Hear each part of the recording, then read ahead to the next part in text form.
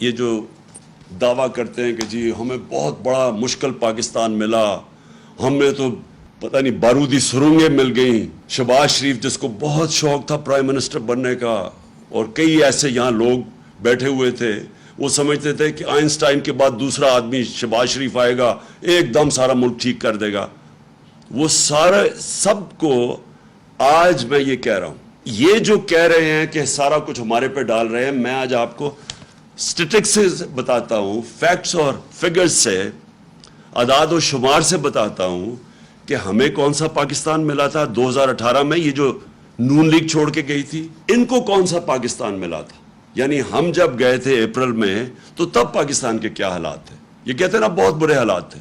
2018 میں جب ہمیں پاکستان ملا تھا تو جو ہمارے ریزروز تھے, جو اصل مسئلہ بھی آپ کی قوم کو بتا دوں, مسئلہ کیا ہے؟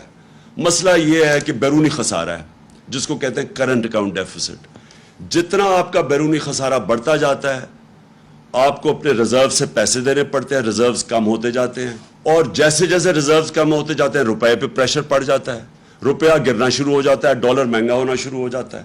جب ڈالر مہنگا ہوتا ہے تو جو بھی چیزیں آپ باہر سے خریدتے ہیں وہ سب مہنگی ہو جاتی ہیں. جس میں تیل ہے وہ آپ باہر سے خریدتے ہیں, وہ بجلی, کیونکہ بجلی کے اندر بھی جو فیولز ڈالتے ہیں, کوئلہ یا گیس باہر سے خرید کے یا پھر تیل ڈالتے ہیں, وہ ساری مہنگی ہو جاتی ہیں.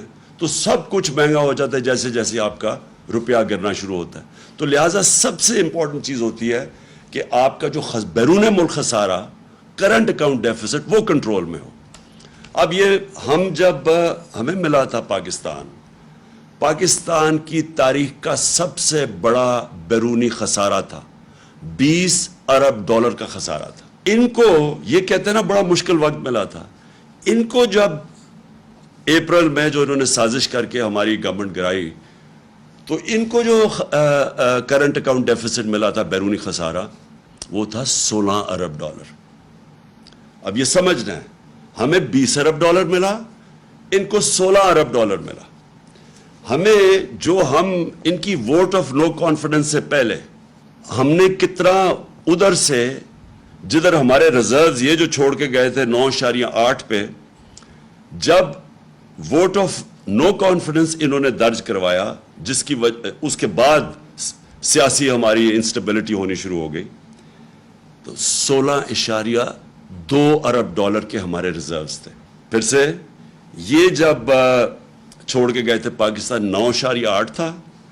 جو ہم چھوڑ کے گئے تھے, انہوں نے کہا نا بڑا مشکل پاکستان چھوڑ کے گئے, ہمارا ووٹ آف نو کانفیڈنس سے پہلے 16.2 ارب ڈالر کے ریزروز تھے. آج یہ آئی ایم ایف کا ڈیل بھی سائن کر بیٹھے ہیں, اور آج ریزروز ہیں 8.8 پہ. اس کے بعد آپ کا جب بیرونی خسارہ ہوتا ہے تو آپ کیسے وہ کم کرتے ہیں؟ اب کیسے کم کرتے ہیں؟ دو ہماری بڑی چیزیں, ایک ہم ایکسپورٹ کرتے ہیں تو وہ ڈالرز آتے ہیں, اور دوسرا بیرون ملک پاکستانی ہمیں ریمیٹنسز بھیجتے ہیں, وہ جو پیسہ بھیجتے ہیں. یہ جب چھوڑ کے گئے تھے تو یہ یاد رکھیں 20 ارب ڈالر کا خسارہ, لیکن ریمیٹنسز کتنی تھی اوورسیز؟ 19 ارب ڈالر کی, اور ان کی ایکسپورٹس کتنی تھی؟ 24 ارب ڈالر کی.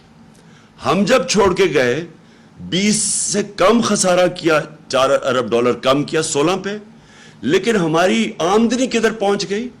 19 ارب ڈالر سے ہماری ریمیٹنسز گئی 31 ارب ڈالر پہ. 12 ارب ڈالر کی ہم نے مزید اور آمدنی کی, یعنی ہمارے پاس زیادہ پیسے کیے اپنے یہ قرضے واپس کرنے کے لیے. اور دوسرا ہماری ایکسپورٹس, یہ 24 ارب پہ چھوڑ کے گئے تھے, 32 ارب ڈالر پہ ہم ایکسپورٹس لے کے گئے. تو ہم نے ملک میں زیادہ ڈالرز بھی لے کے آئے, اور ہمارا خسارہ بھی کم تھا. میں یہ اس لیے کہہ رہا ہوں کہ بار بار پروپیگنڈا کیا جاتا ہے جی بڑا مشکل ہمیں ملک چھوڑ کے گئے. یہ وہ ملک چھوڑ کے گئے تھے, ہمارے لیے ان سے زیادہ مشکلات تھی.